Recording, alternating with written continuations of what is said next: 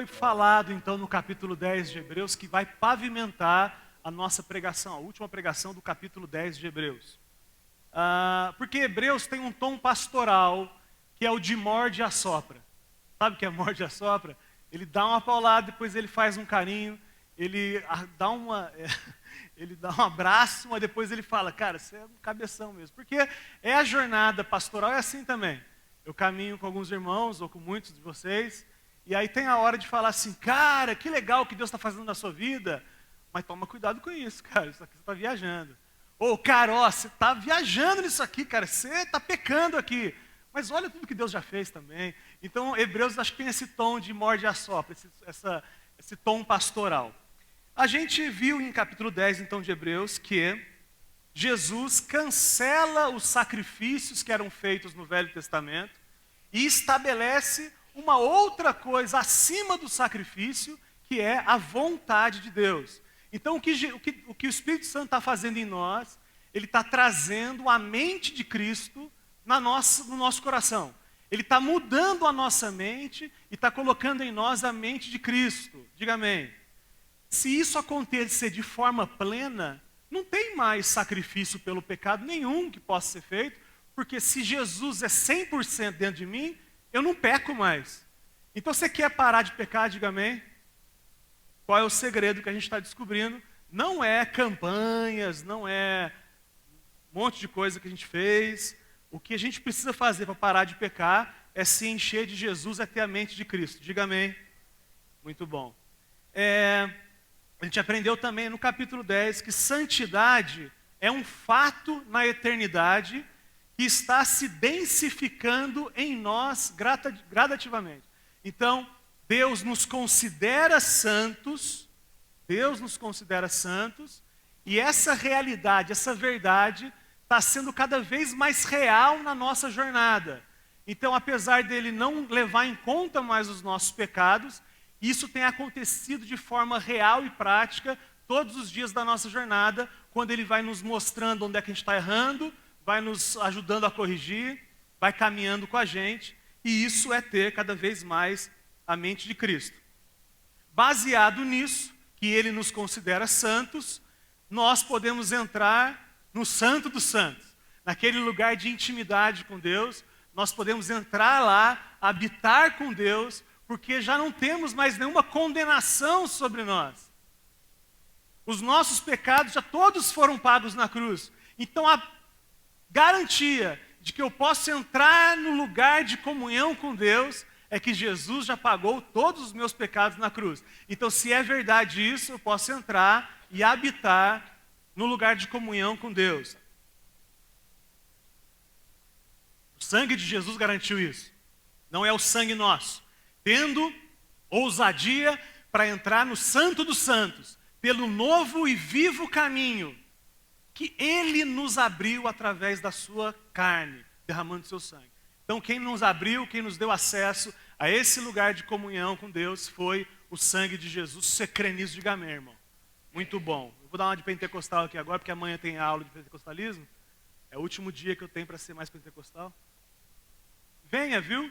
O Richard, eu já conheço o conteúdo do curso, é muito legal. Venha para essa aula, não precisa nem fazer inscrição, eu acho, Meire. Para essa de amanhã, acho que não está aí.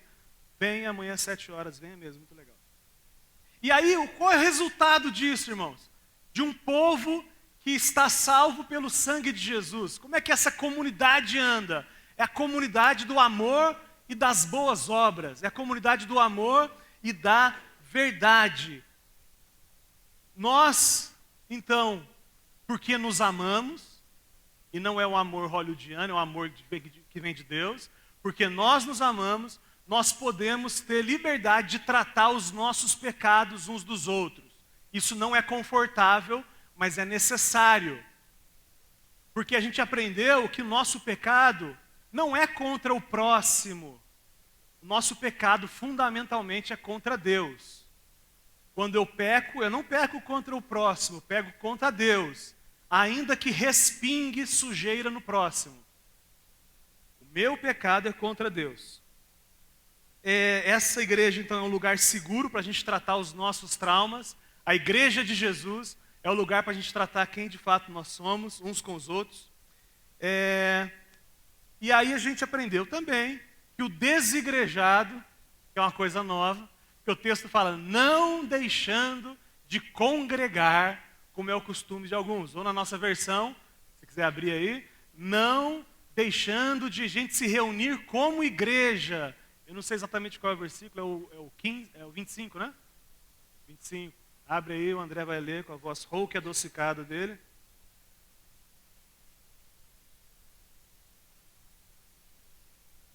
Não deixe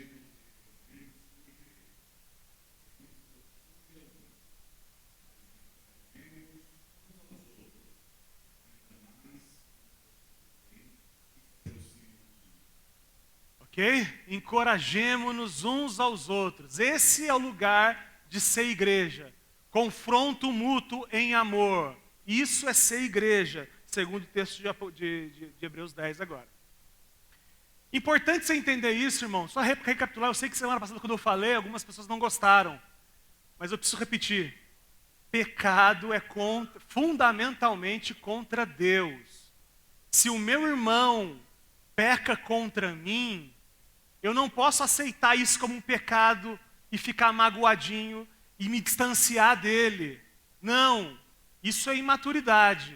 A maturidade, eu não estou dizendo que eu sou assim. Eu estou dizendo que o caminho é esse, ok? Eu não estou dizendo que eu estou pronto. Eu estou dizendo que o caminho é esse. O caminho é, o meu irmão peca contra mim, eu não aceito essa ofensa a mim, é uma ofensa a Deus. Então, ao invés de eu ficar jujungo, de eu ficar magoadinho com ele, eu aceito a missão de Deus de ser Cristo para o meu irmão e me engajo na transformação dele. Misericórdia. Mas é isso aí. Ah, Lucas, você faz isso. Ah, irmão. Ok? Me confronte em amor depois. Mas esse aqui é o certo. O certo é, se a minha esposa me magoar, se a minha esposa me trair, eu vai respingar em mim. Respinga em mim o pecado dela. Mas o pecado dela não é contra mim, o pecado dela é contra Deus.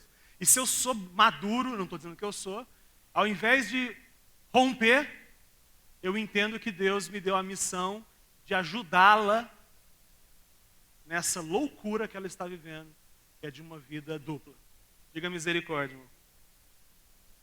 Apostasia, então, segundo o texto, é o resultado final e irreversível de um crente que insistiu em pecar após receber pleno conhecimento da verdade, inclusive através da exortação em amor dos irmãos. E aí a gente terminou a semana passada com um constrangimento do Espírito, dizendo assim, é necessário que a gente arranque alguns olhos, é necessário que a gente decepe algumas mãos, usando aquela referência da história que Jesus falou, é melhor você entrar no céu sem um olho do que tendo os dois e ser lançado no inferno. Então é esse pecado que você arrastava, que desde a semana passada você tomou a decisão de romper, diga amém. O pecado que a gente arrastava, que nós decepamos na nossa vida. Nós não queremos que nada atrapalhe o nosso relacionamento. Porque se a gente flexibilizar o pecadinho na nossa vida, a gente vai ter o coração endurecido, gradativamente endurecido, e vai ter um dia no futuro que nem crer mais a gente vai querer. A gente inclusive vai virar inimigo da cruz de Cristo.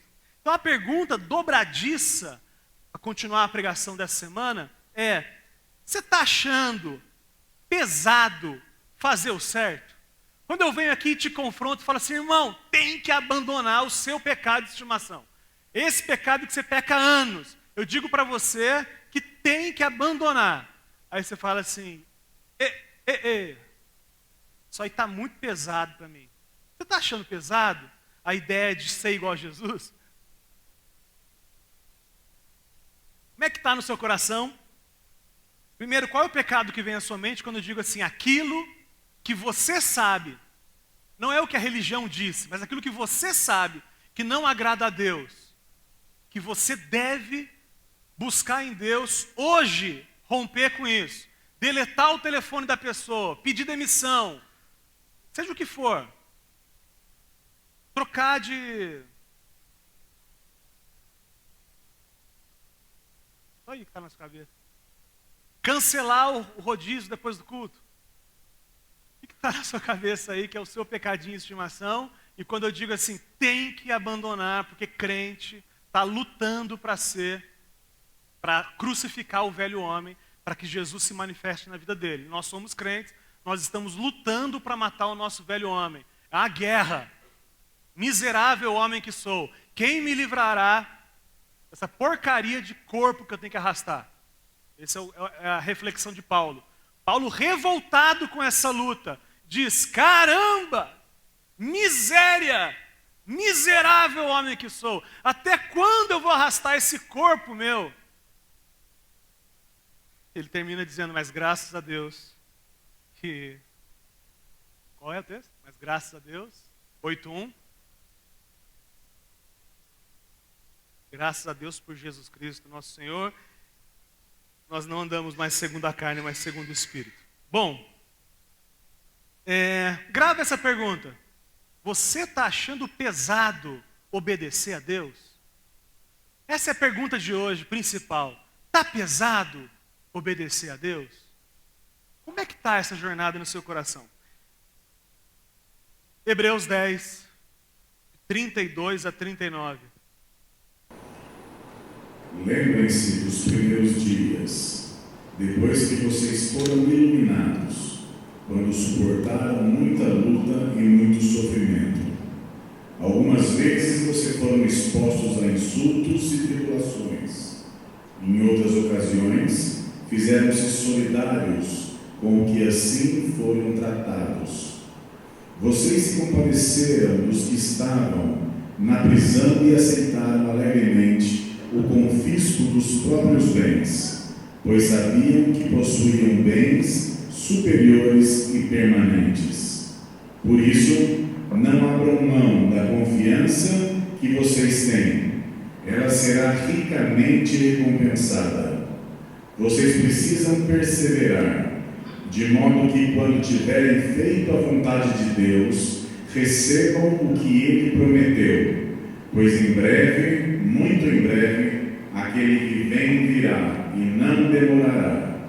Mas o meu justo viverá pela fé, e se retroceder, não me agradarei dele. Nós, porém, não somos dos que retrocedem e são destruídos, mas dos que creem e são salvos. Aleluia. Amém. A história do livro de Hebreus é o autor de Hebreus mandando para os irmãos que já tinham passado por uma perseguição forte e agora estavam voltando com força a perseguição. E eles estavam cogitando a possibilidade de abandonar a fé, de abandonar o evangelho e voltar para o judaísmo ou mesmo voltar para a incredulidade extrema. Essa carta foi escrita para os irmãos da dispersão, os judeus da dispersão. Daqui a pouco eu vou falar, bom, vamos lá, vamos junto. Provavelmente o texto, a gente vai chegar lá também, ele fala, esses irmãos estavam na Itália, e eles recebem essa carta do autor de Hebreus, que a gente não sabe quem é. Irmãos, presta atenção, perseguição não é um problema isolado na história da igreja. Aliás, você já foi perseguido por causa de Jesus? Você respondeu, mas pensa, você já foi perseguido? Não é perseguido porque você foi um mau profissional. Não é ser perseguido porque você fez coisa errada. Você já foi perseguido por causa de Jesus? Porque se foi, isso não é novidade. Isso é comum. Desde que a igreja, isso existe. No ano de 49, um cara chamado Cláudio, ele expulsou os judeus de Roma. Atos fala isso, Atos 18:2, ele fala isso, olha só. Ali encontrou um judeu chamado Áquila, natural do Ponto, que havia chegado recentemente da Itália com Priscila, sua mulher, pois Cláudio havia ordenado que todos os judeus saíssem de Roma. Então, perseguição, primeiro, 49 depois de Cristo, ou seja, depois da ressurreição de Jesus, a gente está falando de nem 20 anos depois, e já tinha uma perseguição forte lá com esse cara, esse Cláudio começou. A gente sabe que o livro de Hebreus foi escrito antes do ano 70, porque o livro fala o tempo todo do templo, que as pessoas fazem sacrifício lá no templo, e isso já não faz mais sentido para a gente. Então o templo ainda estava em pé e o templo foi destruído 70 depois de Cristo, ou seja, o livro foi escrito antes do ano 70. Teve uma perseguição em 64, tudo isso você não quer decorar, não tem problema não, mas só para você construir. Nero foi um cara que a gente não sabe se é história ou se é romance, mas Nero botou fogo em Roma e colocou a culpa nos cristãos. Então continuou a perseguição. Então esse livro é nesse contexto de uma perseguição enorme em cima de nós, dos nossos irmãos amados, da nossa igreja que se reunia nessa época. Então era um perigo real de morte que eles passaram. Os judeus que estão ouvindo, presta atenção, irmãos, importante. Os judeus que estão recebendo essa carta do autor de Hebreus, eles estão pensando em desistir do evangelho, embora o autor está fazendo eles lembrarem agora de tudo que eles já passaram pelo evangelho. Tem um texto antigo que diz assim, abre aspas para esse momento. Uma grande multidão foi condenada não apenas pelo crime de incêndio, mas por ódio contra a raça humana. E em suas mortes, eles foram feitos objetos de esporte, pois foram amarrados nos esconderijos de bestas selvagens e feitos em pedaços por cães, ou cravados em cruzes, ou incendiados, e ao fim do dia eram queimados para servirem de luz noturna. Isso foi escrito no primeiro século sobre os nossos amados irmãos. Esses irmãos que estão recebendo também a carta de Hebreus agora. Então eles estavam sendo tentados a retroceder, seja para o judaísmo, seja para a incredulidade, eu já falei. Então eu pergunto de novo, faço de novo a pergunta que fiz agora há pouco. Você acha que está pesado obedecer a Deus? Está difícil?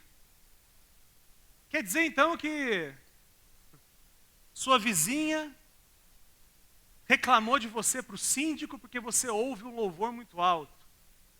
Está sendo perseguido por causa da justiça.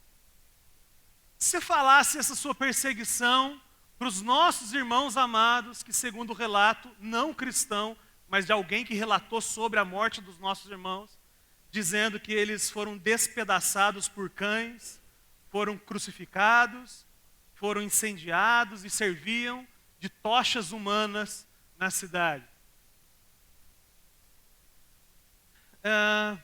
Está pesado servir a Jesus? Eu não soube de ninguém aqui em Taubaté que foi crucificado por causa de Jesus. Tem? Versículo 32, galera. Lembrem-se dos primeiros dias, depois que vocês foram iluminados, quando suportaram muita luta e muito sofrimento. Dá um pause aí. Vocês estão caminhando comigo? Presta atenção. O autor acabou de falar do perigo que é o pecado. E falou, irmão, tem que deixar de pecar. E alguém poderia dizer, mas o pecado é tão gostoso. O pecado é gostoso, diga nada, não diga nada, é melhor não dizer. Mas pecado, se fosse ruim, ninguém pecava, ou não? Eu nunca vi um médico proibido a gente comer salada. Tem algum médico que proíbe? Que é ruim. E é assim, regime é assim, você botou na boca, é gostoso, cospe que faz mal.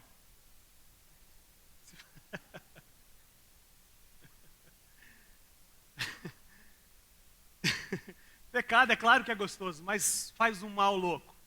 Faz mal, respinga em mim, respinga no próximo, é contra Deus, e se eu flexibilizar esse pecadinho na minha vida, no futuro eu vou nem querer mais Jesus, eu vou deixar de crer. Então constrói comigo, eles estão sendo perseguidos, mas aí o autor fala, cara, você tem que largar o seu pecado, porque o pecado vai fazer mal para você, e aí ele lembra o que aconteceu com vocês. O autor traz à memória como é que esses irmãos, o que aconteceu com esses irmãos alguns anos atrás. Lembra o que vocês passaram? Lembra que vocês passaram coisas muito piores do que essa luta contra o pecado? A reflexão do autor para eles é: eu sei que pecar é difícil romper, mas lembra que você passou por coisa muito mais difícil do que romper com um pecadinho de estimação? Lembra disso? Porque os próximos versículos que a gente vai ler agora, eles são um resgate do perigo que passaram, esses irmãos passaram, e de como a comunhão foi fundamental para isso, e continua sendo. O que eu estou tentando fazer com que você entenda é que nessa jornada agressiva de romper com a nossa natureza, é fundamental a experiência da igreja. É evidente que eu não estou falando dessa igreja, eu estou falando da igreja, de pessoas que compartilham as suas vidas e não apenas 2 horas do domingo. Pergunta para você que quer continuar pecando: você passaria por esses horrores que eu falei para manter o seu pecado? Se fosse te dado direito, assim, Deus falasse assim, ó, vamos combinar um negócio? Isso não existe, tá? Isso não existe, Muriel, não existe. Mas se Deus falar assim, ok, eu deixo você continuar pecando esse pecado seu, desde que você seja despedaçado por cães antes, e aí depois eu restauro você e você pode viver. Você passaria por esse horror, esse filme de terror que os nossos irmãos passaram, para continuar com esse pecadinho seu de estimação? Isso que você gosta de pecar, você passaria pela crucificação, ficar pendurado numa cruz dias, a ponto de alguém lá quebrar a sua perna, para que você não consiga mais respirar e morra asfixiado, e quebrava a perna que era o apoio, a pessoa não conseguia levantar para respirar e morria asfixiada. Você passaria por isso só para continuar vivendo do seu jeito? Viver do seu jeito é tão gostoso assim? Porque o que ele está dizendo, o autor está dizendo para os irmãos é, cara, nós como igreja passamos por coisas muito mais agressivas do que essa porcaria desse pecadinho seu. Sério mesmo, cara, a sonegação de imposto que você arrasta a vida inteira? É sério mesmo que é essa sexualidade torta sua? Sério mesmo que é isso que você vai continuar fazendo? A nossa igreja está passando por coisa tão séria e você fica insistindo numa porcaria de site desse? Essa é a reflexão que o autor está dizendo. Você quer dizer então que você diz que você morreria por Jesus, mas que você não consegue obedecer Ele? Me parece estranho isso. Se eu te falar agora, se alguém fechar a porta, entrar homens do ISIS, do Estado Islâmico, trancarem as portas e falar assim, quem não negar Jesus vai morrer agora.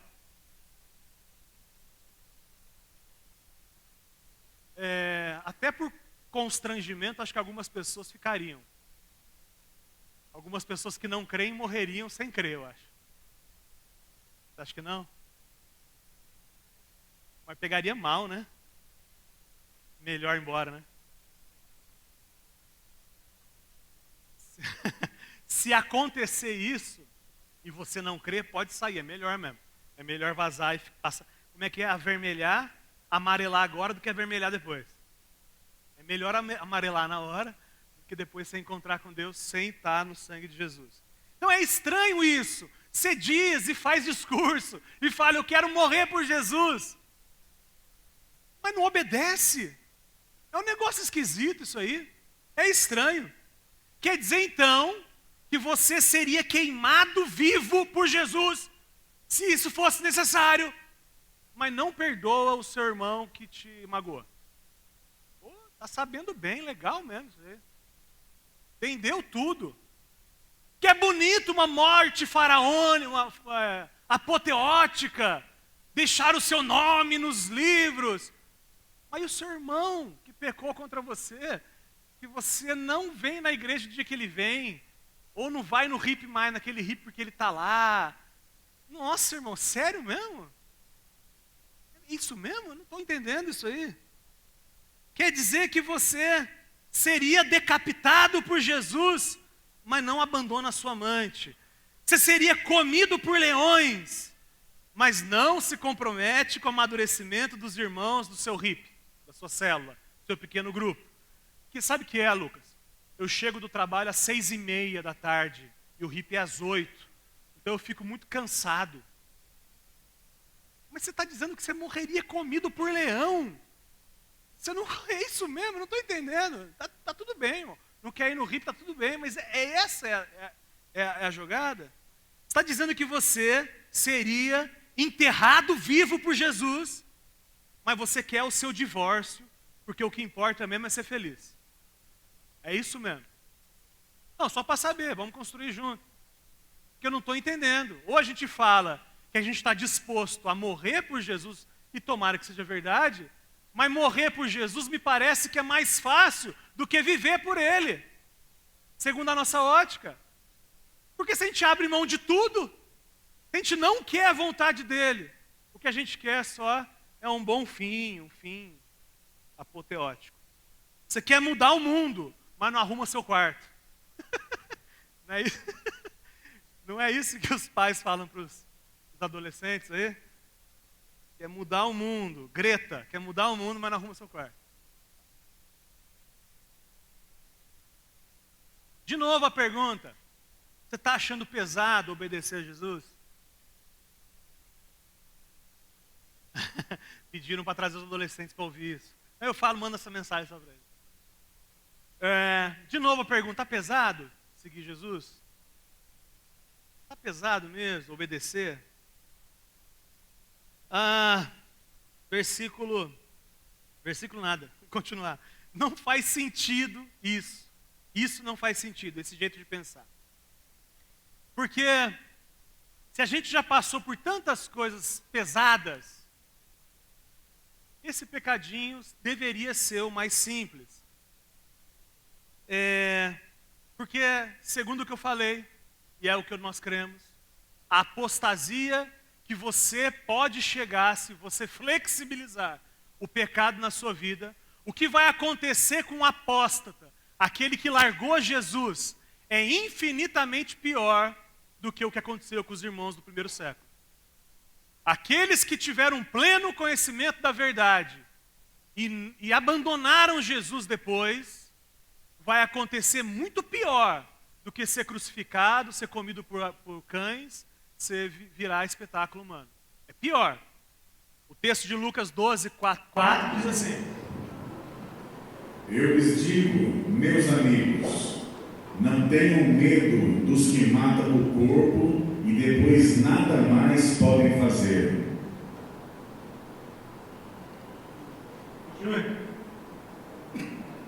Mas eu lhes mostrarei a quem vocês devem temer. Temam aquele que depois de matar o corpo tem poder para lançar no inferno. Sim, eu lhes digo, esse vocês devem temer. Vocês conhecem a gente, sabe que a gente não bota medo no sentido de, ou se aceita Jesus, não é isso que estamos dizendo, não.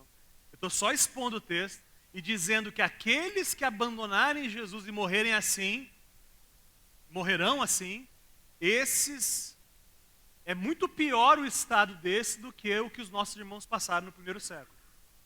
O inferno é muito pior do que ser queimado vivo. João 5,14. Mais tarde Jesus o encontrou no templo e disse: Olhe, você está curado. Não volte a pecar, para que algo pior não lhe aconteça. Jesus cura um cara, perdoa o cara, e aí ele fala assim: cara, agora vamos romper com essa vida de pecado, para que algo pior não aconteça. Lembra, ele estava há 38 anos paralítico. E aí Jesus fala, tem um negócio que é muito pior do que se rastejar pelas ruas durante 38 anos. É a condenação, estar condenado a afastado de Deus para sempre. Hebreus 10, 31. Terrível coisa é cair nas mãos do Deus. Terrível coisa é cair nas mãos de Deus. Versículo 33. Algumas vezes vocês foram expostos a insultos e tribulações. Em outras ocasiões, fizeram-se solidários com os que assim foram tratados. Vocês foram expostos a insultos e tribulações. Algumas vezes foi com vocês, mas algumas vezes vocês se solidarizaram com insultos e tribulações que os seus irmãos passaram. Então o autor está trazendo mais uma vez esse conceito de corpo e de sofrimento mútuo. Às vezes o sofrimento não é meu, mas é meu porque é seu. Se você sofre e você faz parte do corpo, eu sofro junto. Se não sofre junto, não é corpo. Não vive a experiência do corpo. O que o autor está dizendo é: lembra como foi importante a igreja naquela época. Lembra que carregar o piano junto aliviou a carga. É o que ele está dizendo. Lembra. Ele traz à memória exatamente esse momento onde o sofrimento aconteceu e onde você se solidarizou com o sofrimento alheio. No contexto lá dos Hebreus, essa perseguição nojenta que a gente falou. Lembra como a gente foi junto e o fato de ir junto fez a gente chegar no lugar certo. Ele está trazendo de volta essa ideia de corpo, essa ideia de sofrimento mútuo. A nossa dor, irmãos, é o que ele está dizendo lá e eu falo para vocês. A nossa dor, o nosso sofrimento. Irmão, deixa eu te ajudar com o seu pecado, irmão. Baixa a guarda. Vulnerabilize-se no relacionamento. Baixa a guarda. Deixa eu te ajudar com ou melhor, me ajuda com a viga que está no meu olho, com a trave que está no meu olho, para eu te ajudar com o cisco que está no seu. Você entendeu que é invertido, não? Jesus falou assim: não queira tirar o cisco do olho do seu irmão, se tem uma trave no seu olho. Só para quem não sabe, essa palavra trave é uma viga de telhado. Olha, não vai querer tirar um cisco do olho do seu irmão, se tem uma viga de telhado enfiada no seu olho. Então ele diz no sentido assim: cara, olha o seu pecado. Eu estou invertendo aqui. Eu estou dizendo assim: irmão, me ajuda a tirar a viga que está no meu olho. Depois eu te ajudo com o seu cisco. Porque esse é o ambiente da comunhão que o texto está trazendo. Ele veio falando de pecado. E agora ele está falando: tem que romper com o pecado. E ele diz: é necessário, importante. Lembra como é que nós como igreja superamos isso? Dores muito piores do que essas. Junto a gente vai conseguir superar esses pecados também. Eu estou dizendo para a gente, lembre dos nossos sofrimentos antigos. Muito mais pesado do que esse pecadinho que você está carregando. Sério que essa pornografia é tão pesada para você? Você passou por coisas tão mais sérias na vida? Vamos junto como igreja rasgar e romper com esse pecado, diga amém. Você quer isso, irmão? Para quem está de fora da situação é mais fácil de ajudar. É mais fácil de ver o pecado, é mais fácil de ver uma solução. Versículo 34. Vocês se compadeceram dos que estavam na prisão e aceitaram alegremente o confisco dos próprios bens, pois sabiam que possuíam bens superiores e permanentes. Irmão, presta atenção no texto. De novo, André, por favor. Presta atenção, irmão. Dorme não. Vocês se compadeceram dos que estavam na prisão e aceitaram alegremente o confisco dos próprios bens, pois sabiam que possuíam bens superiores e permanentes. Irmãos nossos na prisão, e a gente como igreja aceitou o confisco dos nossos próprios bens, porque a gente sabia que nós possuímos bens superiores e permanentes. Uma pergunta para vocês: quem é o pai que não está internado junto com a filha? Quando a filha está internada, qual é o pai que não está junto? André, sua filha internada, qual é o pai que não está junto? Não é fisicamente só, toda a dor colocada lá. Quem é a mãe que não está presa junto com o filho? Quem é o irmão, realmente irmão, que não sofre com o abandono de outro irmão. Porque eu estou dizendo que se é família, a gente sente junto. Se não sente junto, não é família. Por que você não se engaja em nada? Não se envolve em nada? Porque você não caminha com gente. Porque você não sabe onde dói. Você não sabe, irmão. Você entra e vai embora. E Deus me livre ouvir o problema de alguém. Aliás, eu saio correndo para não encontrar com ninguém. Eu já ouvi isso. Eu gosto de igreja tal, porque lá eu entro e saio e ninguém fala comigo. Oh, entendeu bem, irmão?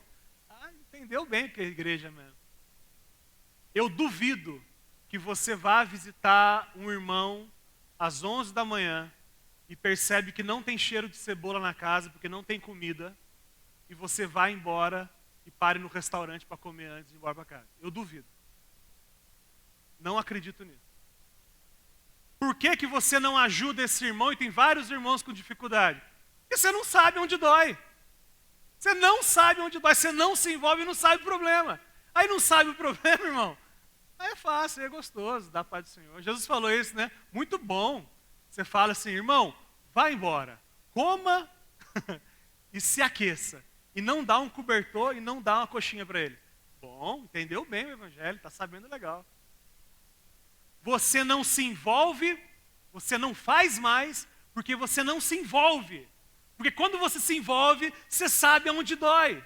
Tem vários irmãos que hoje estão somando na nossa jornada como igreja, de cuidado mútuo aqui.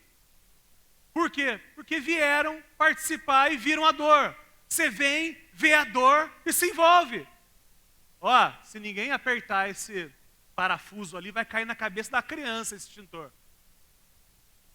Se ninguém fizer nada, aí, ó, pessoal, tô avisando, hein? Quem avisa, amigo é.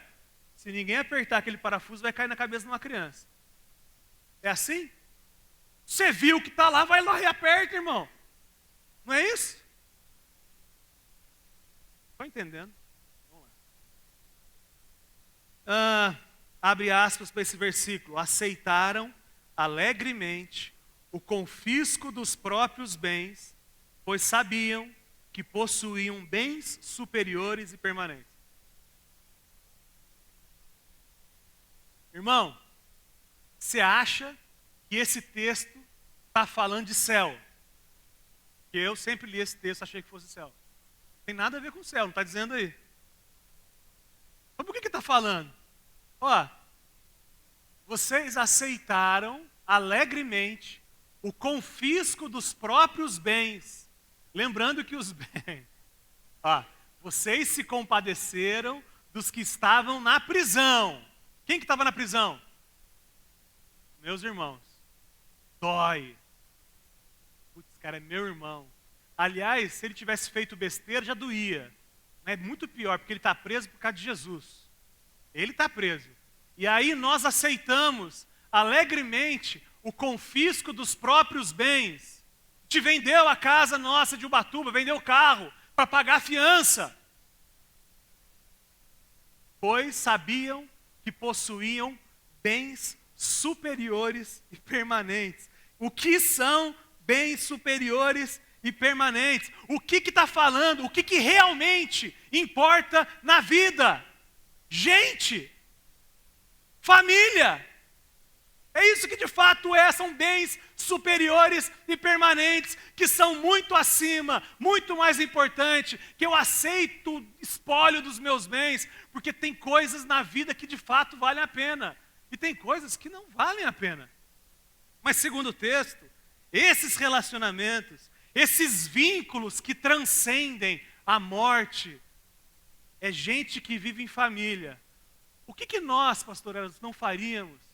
O que a gente não venderia se o Felipe tivesse um câncer na cabeça e precisasse operar nos Estados Unidos e ia custar todos os nossos bens? Aceitaríamos alegremente o confisco dos próprios bens, porque nós temos bens superiores e permanentes. O que a gente tem é a gente tem uns aos outros, nós temos. Se nós cremos e vivemos o evangelho como deve ser. Irmão, deixa eu te falar. Essa é a igreja que a gente quer. Não é a igreja que a gente tem. Eu estou dizendo que essa igreja que é o certo. Aqui, ó, é isso que eu estou falando. Vocês já estão lá? Estamos indo. Por fé estamos aqui, ó. A pergunta é, vamos junto nessa? Vamos ser igreja de verdade? Diga mesmo. É dura essa palavra, eu sei. Essa igreja não está pronta, irmão. Esse entendimento maduro não está pronto. Vamos junto nessa. Agora, não é o tempo que vai fazer com que a gente seja assim. O que vai fazer com que a gente seja assim é o ensino, é a comunhão, é relacionamento, é ensinando e aprendendo, se exortando e blá, blá, blá. Diga mesmo, irmãos. Que não dá é para você ficar de fora. Não dá, irmão. A vida individual sua não tem nada a ver. Versículo 35. Por isso, não abram mão da confiança que vocês têm. Ela será ricamente recompensada. Ah, irmão, vocês já passaram por tanta coisa junto. Só falta mais um pouquinho. Obedece, cabeção. Só falta um pouco. A recompensa que tem é eterna. É a recompensa dos vínculos que começam aqui e não acabam nunca mais. Mano, eu vou lembrar de você no céu. Eu vou lembrar do seu nome, eu vou lembrar que você faltava pra caramba. Eu vou lembrar que você não ia no RIP direito. Eu vou lembrar que você cantou no coral. Eu vou lembrar, você vai lembrar de mim. A gente vai lembrar de história, vai dar risada. Para com esse negócio de que a gente esquece quando morre. Não tem graça nenhuma e não é bíblico. Nossa memória continua inteira no céu. Aliás, lá no céu, a cor é mais colorida, o cheiro é mais gostoso. Diga amém.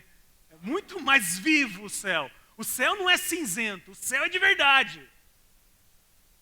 Romanos 8:18, olha a palavra. Irmãos, o que o autor está dizendo. Vocês já passaram por muito, falta só um pouquinho. Obedece, seja coerente do Evangelho, seja digno do Evangelho. Considero que os nossos sofrimentos atuais não podem ser comparados com a glória que em nós será revelada. Sério mesmo, irmão, que largar sua namorada é a coisa mais difícil da sua vida.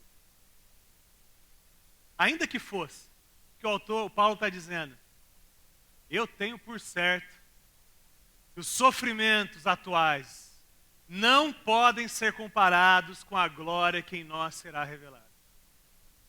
Obedece, irmão. Obedece, irmão. Já superamos o inferno. Não estou falando disso mais. Estou falando, obedeça. Revele Jesus na sua vida de santidade, irmão. Sabe quem falou isso aí? É Paulo. Sabe quem é Paulo? É alguém que sofreu muito. Eu não vou abrir o texto, mas ele foi apedrejado, foi perseguido.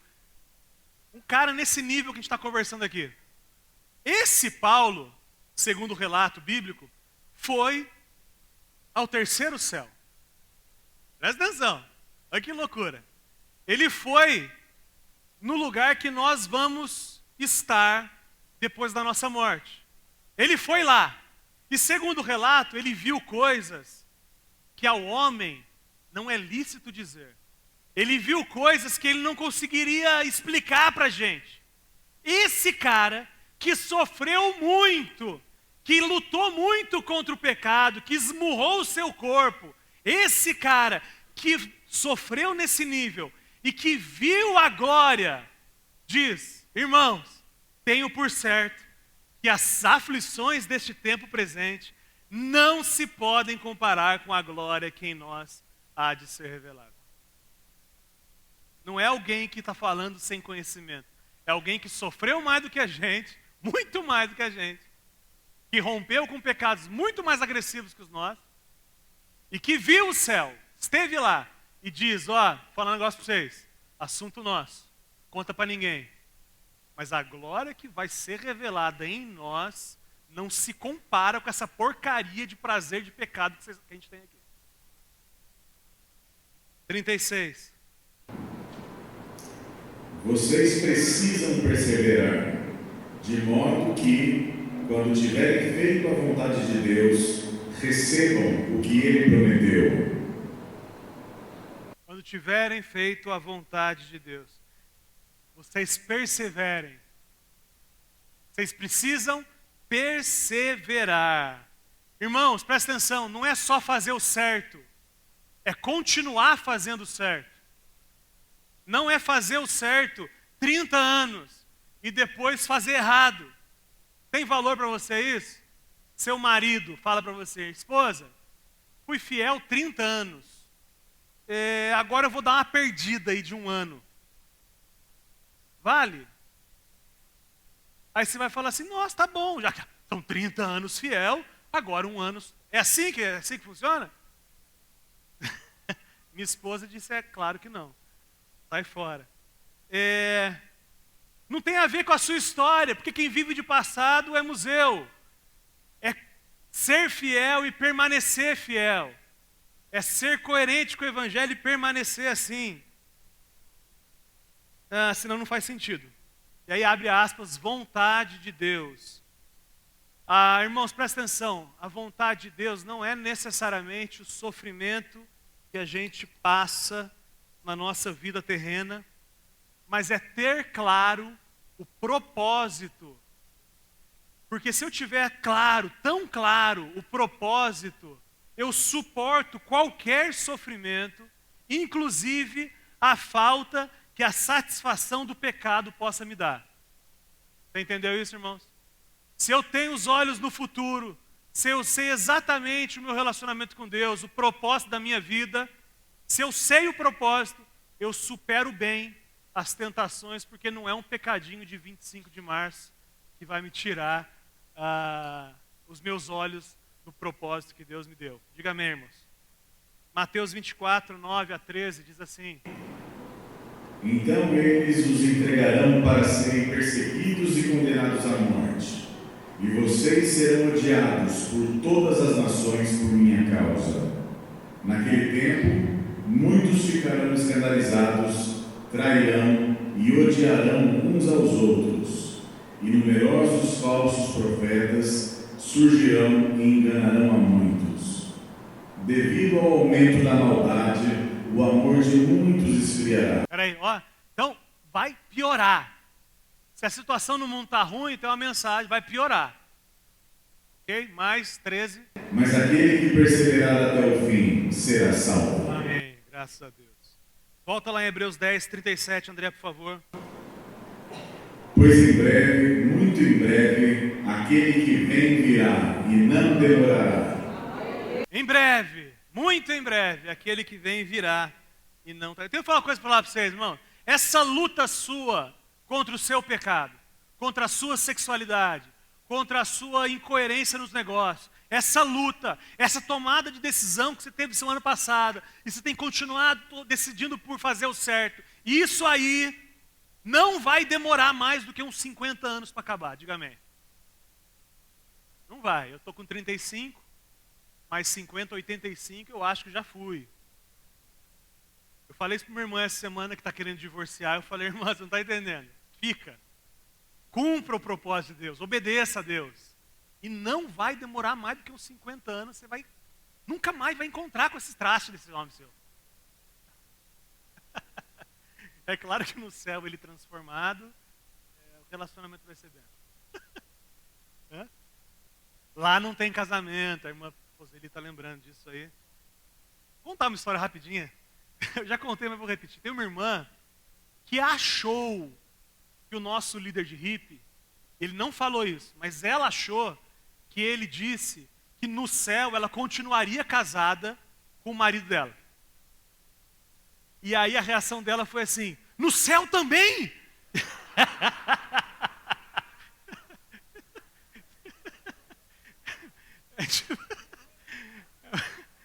É mais ou menos assim: cara, eu estou lutando, eu sei que está acabando, mas no céu não, irmão. No céu me erra, não é isso não. Irmão, segura um pouco mais, está acabando. Segura um pouco mais, entrega esse seu pecado como oferta ao Senhor. Senhor, eu estou abandonando esse pecado, isso é uma oferta ao Senhor. A minha vida seja uma oferta de aroma suave ao Senhor. Quando queima esse pecado no altar, que ele suba como um aroma suave ao Senhor. Está acabando, segura a onda, segura um pouquinho mais, irmão. Romanos 13, 11. Por quê? Façam isso compreendendo o tempo em que vivemos. Chega a hora de vocês despertarem do sono. Está na hora de acordar, irmão. Porque agora a nossa salvação está mais próxima do que quando cremos. Amém.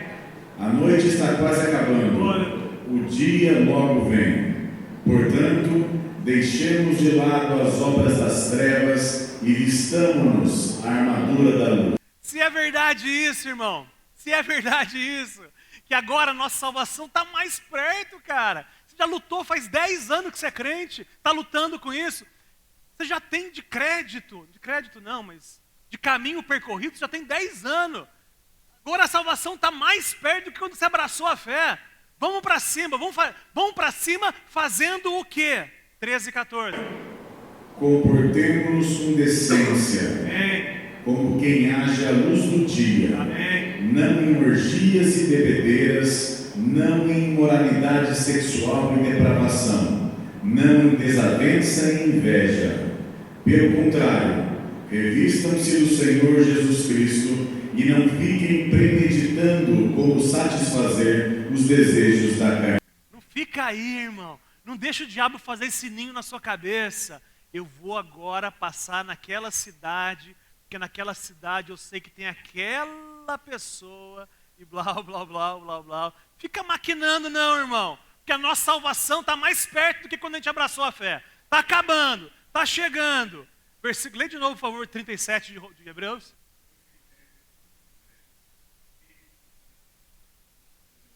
Ele não vai demorar, ele chega na hora certa. Jesus, o plano melhor. 2 Pedro 3,9 diz o quê? O Senhor não demora em cumprir sua promessa, como julgam alguns. Pelo contrário, Ele é paciente com vocês, não querendo que ninguém pereça, mas que todos cheguem ao arrependimento.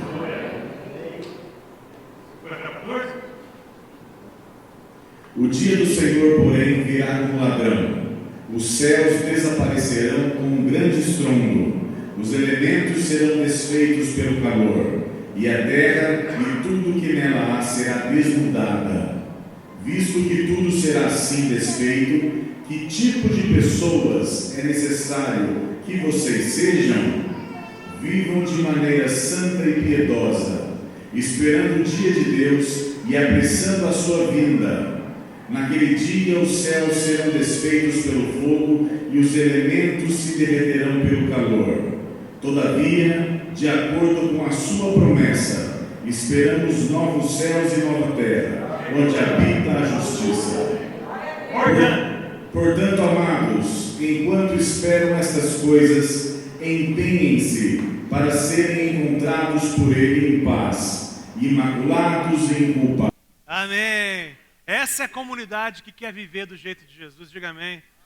Não só esse grupo que a gente está falando, do qual a gente pertence, a igreja de Jesus, nós somos aqueles que querem viver de forma digna do Evangelho. Essa citação que ele leu, não abram, é uma citação de Abacuque. Abacuque 2, 3 e 4. O tempo já não nos permite ler, mas é exatamente essa citação que Hebreus está fazendo. E qual é o contexto de Abacuque? Como também essa em Hebreus, como também Romanos, que é a mesma citação, 1,17, como também Gálatas 3,11, todos falam da mesma coisa, que é o quê? A resposta de Deus para as iniquidades humanas, para a loucura humana. Vivam pela fé, façam isso. Lê aí, por favor, vai Abacuque, abre aí. Abacuque 3 e 4. É a resposta, leia depois o livro inteiro se você quiser, é a resposta de Deus à incoerência humana. Pois a visão aguarda um tempo designado. Ela fala do fim e não falhará. Ainda que se demore, espere-a, porque ela certamente virá e não se atrasará. Escreva: o ímpio está envanecido, seus desejos não são bons, mas o justo viverá pela sua fidelidade. Mas o justo viverá pela sua fidelidade, mas o justo viverá pela fé. E o versículo 38, se ele retroceder. Mas o meu justo viverá pela fé, e se ele retroceder, não me agradarei dele. Irmão, o tempo já não permite viver pela fé, e o contrário disso é viver pela carne. Todo esse contexto, se vocês quiserem, vocês vão comprar o livro, e aí vocês leem no livro. A gente vai fazer um livro de exposição de Hebreus, e aí você vai poder estudar com mais calma lá. O texto fala, o justo viverá da fé, mas se ele retroceder, apostasia. Isso é apostasia. O texto, irmãos amados, não é, e se ele retrocedesse, o que aconteceria? Não. Se ele retroceder, não me agradarei dele. Versículo 39, para encerrar, a gente orar. Nós, porém, não somos dos que retrocedem e são destruídos, mas dos que creem e são salvos. Diga amém, irmãos. Nós não somos dos que retrocedem e são destruídos. Nós lutamos com a nossa natureza, lutamos para sermos coerentes com o Evangelho. Nós não somos dos que retrocedem e são destruídos, mas somos dos que creem e são salvos. Diga amém.